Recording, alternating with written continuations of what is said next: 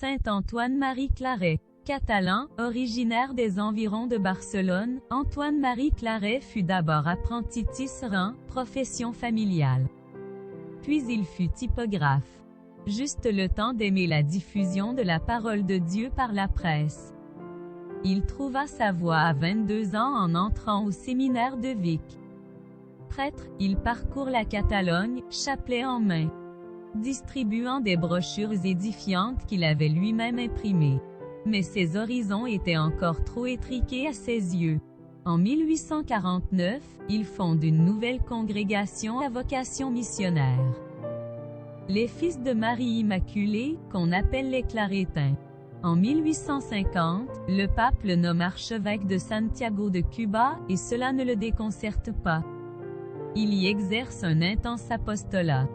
Homme de feu brûlé par l'amour du Christ. Là encore il imprime et distribue images et brochures, prend la défense des esclaves, condamne les exactions des grands propriétaires. Ce qui lui attire bien des ennemis.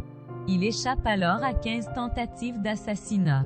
En 1857, après 6 années d'un tel ministère, la reine Isabelle l'appelle en Espagne comme conseiller et confesseur.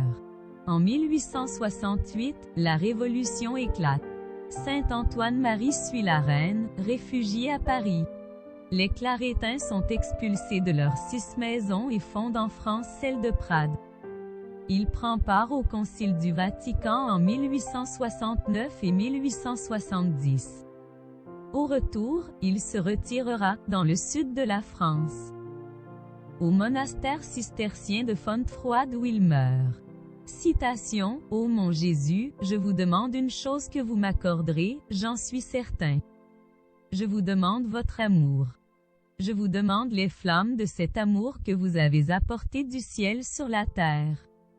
Un feu divin, un feu sacré. » Saint Antoine-Marie, autobiographie. Citation.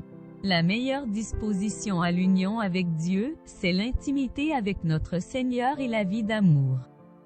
Saint Antoine-Marie, lettre à Michaël.